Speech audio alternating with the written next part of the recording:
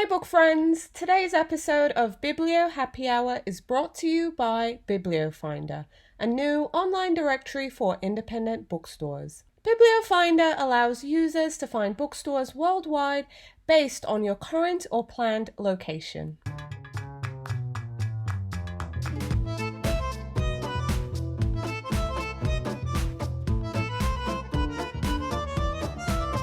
Hi book friends! Welcome to Biblio Happy Hour, a podcast that's sharing bookseller stories, what's new in books, and everything bookish. I'm your host, Victoria Wood. In today's show, we'll be talking to Annie Philbrick, and she is the owner of Bank Square Books, located in Mystic, Connecticut. She also has a second sister store location in Westerly, Rhode Island, and that's the SAVOY Bookshop and Cafe.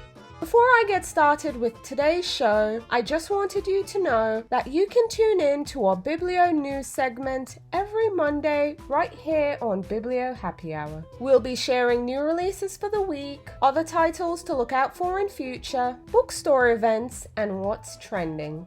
Looking for more bookish content? You can listen to our off-the-cuff discussions, get top-shelf monthly recommendations, behind-the-scenes content, perks, and more over on our Patreon page. Patreon allows listeners like you to support a show you love, plus it helps us to grow and embark on new and amazing projects for both the book and bookstore community. It's super easy, so just check out the details and the different levels you can support us over at patreon.com/bibliofinder. And wherever you're listening to this podcast, please don't forget to share, subscribe to the show, and leave us a rating and review. Alrighty everyone, let's talk with our guest.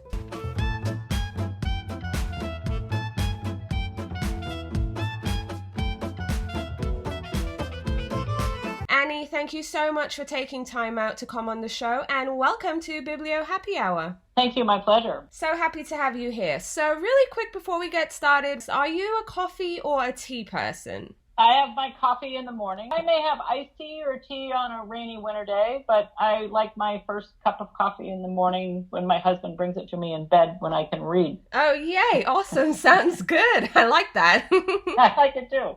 Alrighty. So let's get into some details about the bookstore.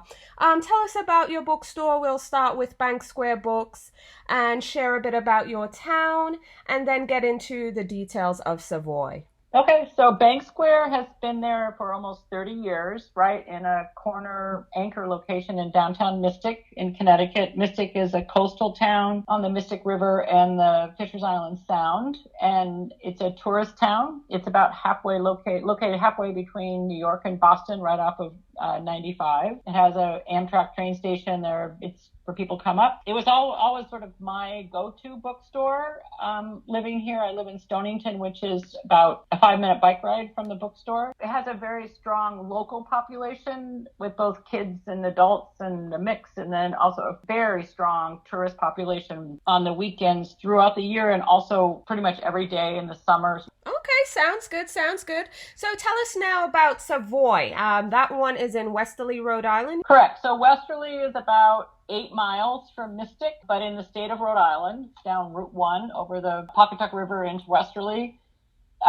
In 2014, we were approached by a philanthropist who has a lot of investments and is very keen on developing the town of Westerly. There was a small bookstore in Westerly that closed, and this gentleman came to me and said, I have this space in an old hotel that has been developed into condos, and I can't imagine a town without a bookstore or a library. And if I build you a bookstore and it doesn't cost you anything, will you run it? And I immediately said, sure. And then a couple of months later, I realized, I think I better ask my staff if we want to do this because I can't do this all by myself. And they are like, yeah, why not? Why not do this? So March of 2016, we opened up this amazing bookstore. It's about 3,000 square feet, 2 levels, has a cafe, and it looks like 1920s London or New York with all custom wood, a tin ceiling, and none of that was there before. The gentleman who did this is just extremely happy, and it's really all about boosting and being part of the community, and it's been highly successful. It's great. Oh, sounds wonderful. But I have a question. What's different between these two stores? If you had to just pick something that's significantly different between the two, what would you say? Also, what is similar about these two stores? I think what's similar pretty much is the curation of the books.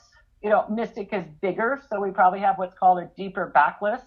Right. But Savoy also has, you know, all the titles. So the book selection for adults and children is pretty much the same. I mean, obviously the cafe is different. Yes. But I think the towns are so different. You know, Westerly does not yet have that walking tourist traffic. Ah. It has a huge summer population from Watch Hill, which is nearby, or the, you know, the South County beaches, who people tend to come for the summer or a month and come and buy all their reading books for the summer. And people like to go and have a cup of coffee or a cappuccino and a cookie and sit there and read books or do work. We're right across the street from the Westerly Education Center that brings a lot of students in. So it's just a different clientele, especially during the high season.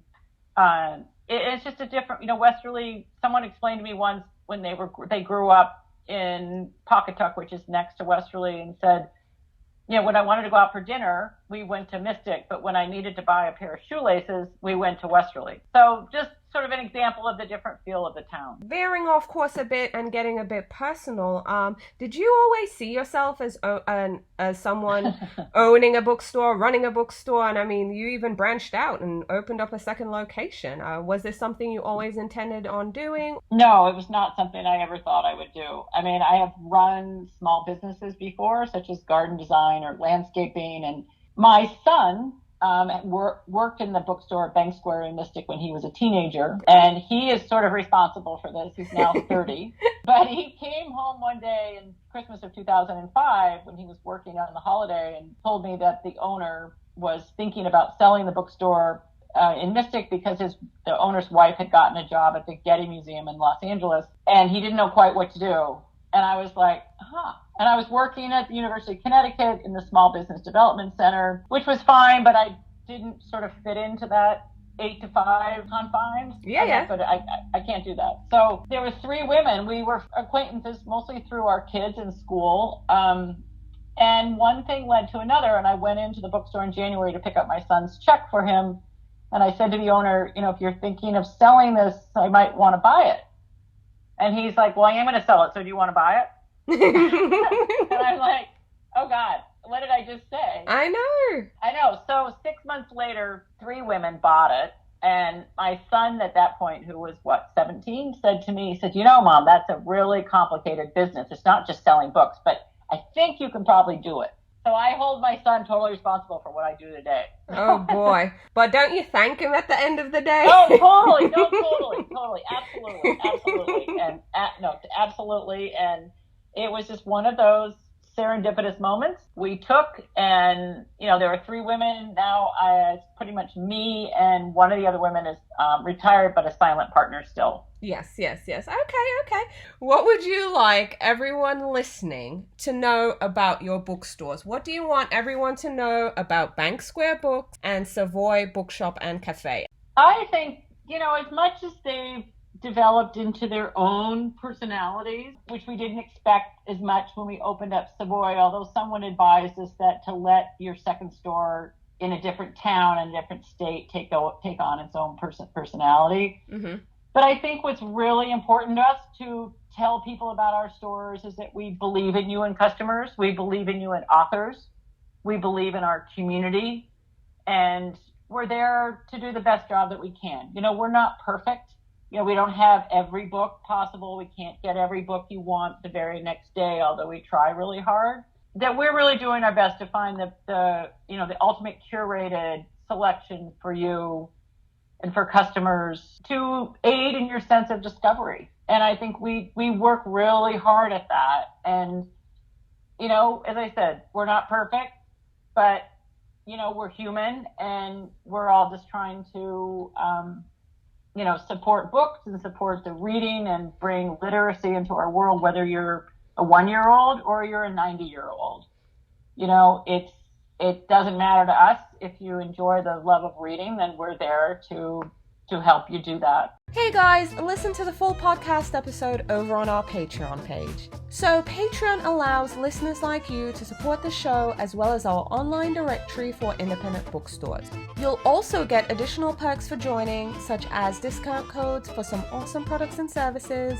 You'll be able to share your input and submit questions for the show, get behind the scenes content, weekly business updates, shout outs, plus lots more. That's patreon.com/bibliofinder. I'm really looking forward to talking with you there.